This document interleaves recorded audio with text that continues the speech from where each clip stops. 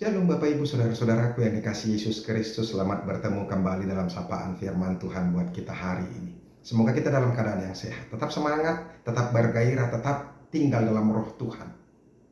Amin. Firman Tuhan yang menjadi renungan bagi kita hari ini yaitu yang terambil dari Matius pasal yang kelima, ayat yang ke-29. Tetapi sebelum kita mendengarkan firman Tuhan, marilah terlebih dulu kita berdoa. Kasih karunia dan damai sejahtera dari Allah Bapa dan dari anaknya Tuhan Yesus Kristus, itulah yang menyertai hati dan pikiranmu sekalian. Amin. Bapak Ibu Saudara-saudara, firman Tuhan yang menjadi renungan bagi kita hari ini yaitu yang terambil dari Matius pasal yang kelima, ayat yang ke-29. Dikatakan demikian.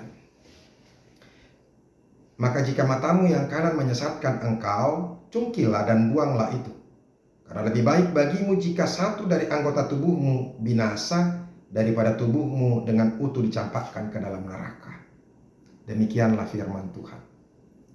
Bapak Ibu Saudara-saudaraku yang dikasihi Yesus Kristus dan diberkati Tuhan, firman Tuhan ini begitu keras sekali dan sangat-sangat ekstrim terlihat atau terdengar. Walaupun sebenarnya Yesus tidak bermaksud hal seperti yang dikatakan oleh firman Tuhan. Ini hanya merupakan gaya pengajaran Tuhan Yesus, sama seperti pelajaran bahasa Indonesia yang disebut dengan majas, gaya untuk menyampaikan sesuatu. Ada banyak majas, saudara-saudara, dan ini bentuk juga Tuhan Yesus untuk menyampaikan, cara Tuhan Yesus untuk menegur orang. Sebenarnya memang makna firman Tuhan ini sangat keras dan tegas untuk mengingatkan setiap orang-orang yang percaya, berhati-hatilah dengan bagian-bagian tubuhmu. Berhati-hatilah dengan tubuhmu. Jangan sampai karena keinginan tubuhmu itu membuat kita binasa dan sampai ke neraka. Hari ini firman Tuhan ini mengingatkan kita, bila matamu menyesatkan engkau, cungkillah dan buanglah. Artinya saudara-saudara, berhati-hatilah dengan matamu. Jangan sampai karena matamu dan keinginan matamu bisa menyesatkan engkau. Jangan pergunakan matamu juga untuk memikirkan hal-hal yang lain. Sebenarnya saudara-saudara, mata kita berfungsi untuk melihat, tetapi hati kita yang kadang-kadang bisa membuat kita menjadi jahat, jatuh ke dalam dosa. Sebenarnya mata kita bisa melihat wanita-wanita yang cantik, sekalipun dia mungkin seksi, bahkan sensual, menarik hati, tetapi bila hati kita dengan baik, dengan roh Tuhan, memahami bahwa itu adalah bagian daripada ciptaan Tuhan yang harus kita hargai dan kita hormati, maka kita tidak akan memandang wanita dengan dengan hanya menjadi objek seksual saja. Itu. Dan saudara-saudara, demikian juga dengan wanita. Wanita juga jangan menjadikan dirinya hanya menjadi objek bagian seksual. Hati-hati, sekarang ada begitu banyak wanita yang suka dengan hal-hal yang sensual, suka dengan hal-hal yang seksi. Lihat di TikTok, orang selalu berjoget-joget dengan gaya sensual, dan itu membuat banyak laki-laki memandang tubuhnya hanya menjadi objek pemuasan keinginan daging. Jadi artinya ketika perempuan juga menjadikan bagian tubuhnya atau tubuhnya itu menjadi objek, maka dia juga sudah berdosa. Dia menjadi orang yang mencobai orang lain, membawa orang lain kepada kepada dosa. Makanya dua-duanya harus berhati-hati.